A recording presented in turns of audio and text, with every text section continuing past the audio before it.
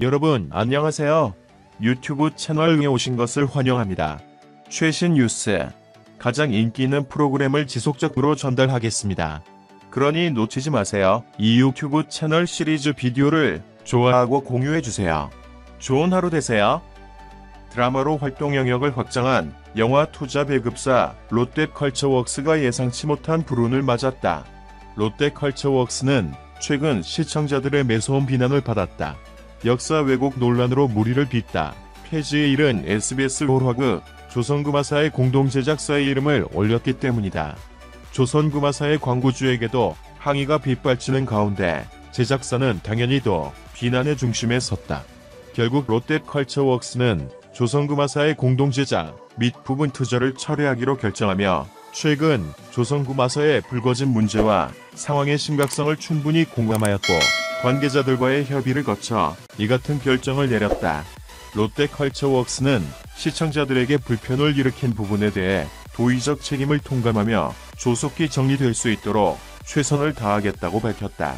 롯데컬처웍스가 제작사로서 첫 드라마를 내놓은 것은 지난 2019년 방송된 TV조선 조선생존기다.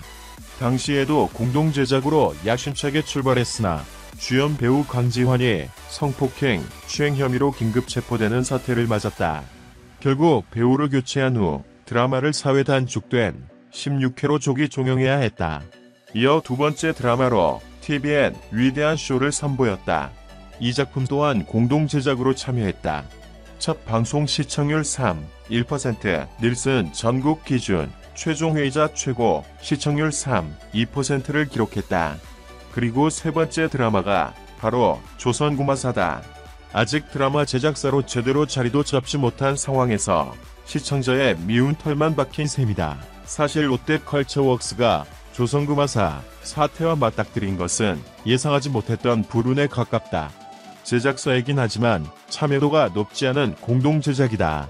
한 영화계 관계자는 말이 좋아 공동제작이지 사실상 투자만 하는 역할일 가능성이 높다. 경험이 많지 않아 드라마 제작에 관해 잘 알지 못하기 때문에 사태가 이렇게까지 커질 것이라 생각지 못했을 터더라고 전했다. 롯데컬처웍스는 지난 2018년 10월 부산국제영화제에서 드라마 사업 진출을 알렸다. 그리고 2021년까지 선보인 작품은 3편, 이 가운데 불명예스럽게 일찍 막을 내린 드라마가 2편이다. 일찍 출범해 여러 편의 드라마 흥행작을 내놓은 뉴악, 지난해 첫 드라마 JTBC 이태원 클라스부터 대박을 터뜨린 쇼박스와는 상반되는 행보다. 지금까지의 역경을 딛고 반등의 기회를 잡을 수 있을까? 롯데컬처웍스는 지난 2월 드라마 추노의 각정환 PD를 드라마 사업부문장으로 영입했다. 드라마판을 잘 아는 선수를 영입해 승부를 보겠다는 각오다. 당시 관계자는 드라마 사업 확대와 콘텐츠 경쟁력 강화를 위해 전문 인력을 영입, 양성하고 있다. 곽정환 드라마 사업부문장 영입으로 앞으로 콘텐츠 경쟁력과 제작 역량이 한층 강화될 것으로 기대한다고 밝혔다. 이원욱 위원장, 국회 과학기술정보방송통신위원회 경기 화성을 최근 역사 왜곡 등의 문제가 불거진 조선구마사 사태가 가진 콘텐츠 역사 왜곡 문제의 심각성을 인지하고 국회 과방위원장으로서 역사 왜곡 콘텐츠의 무차별적 전파 송신에 대해 엄격한 잣대를 들이겠다는 입장을 밝혔다. SBS의 월화 드라마 조선구마사는 3월 22일 첫 방송 후 역사, 왜곡 및 동북 공정 문제로 인하여 광고사의 제작 지원 철회와 함께 SBS에 대한 지상파 취소 청원 주장까지 나온 상황이다.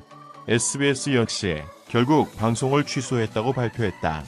이원욱 위원장은 사극 제작 과정에서 역사적 사실보다는 시청률을 높이기 위한 자극적인 소재의 도입을 우선하다 보니 이번 조선구마사와 같은 사태가 발생하게 된 것이다.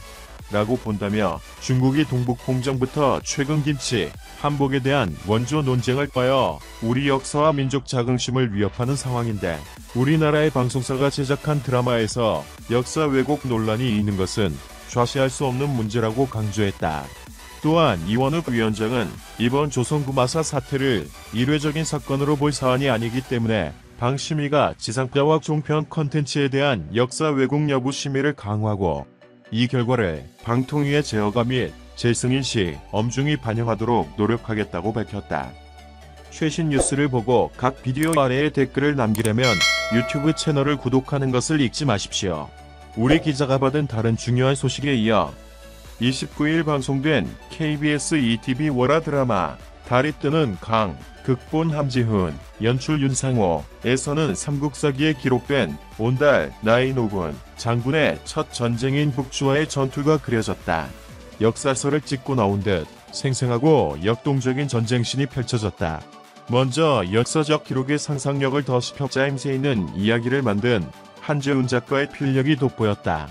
평강, 김소연본과 혼인한 뒤 바보에서 북주를 무찌른 장군이 된 온달의 성장사를 탄탄하게 그려낸 것.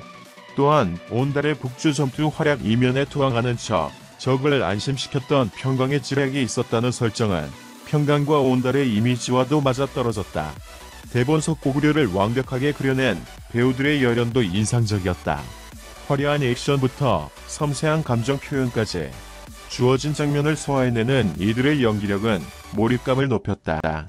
특히 백마탄 공주님이 되어 전장을 누비는 평강의 활약이 김소연이라는 배우가 지닌 카리스마와 맞물리며 더욱 빛을 발했다. 이와 함께 나인우는 가진이 내가 내 고구려 나의 나라니까라는 대사에 온달의 절절한 사랑을 담아내며 큰 여운을 남겼다. 무엇보다 이를 생동감 있게 담아낸 윤상호 감독의 연출력이 길이 남을 명장면을 탄생시켰다.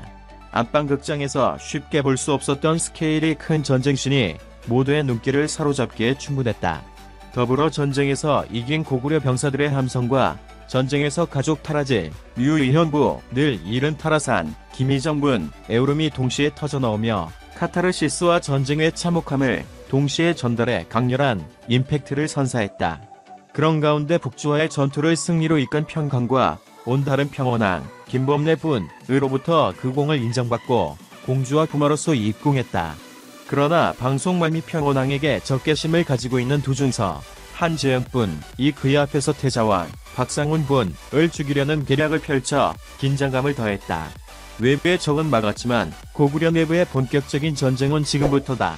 평강과 온달이 사방에 적이 가득한 고구려 왕궁에서 잘 버틸 수 있을지, 이 과정에서는 어떤 일들이 펼쳐질지 주목된다. 영상을 들어주셔서 감사합니다.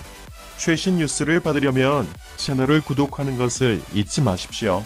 다음 영상에서 만나요.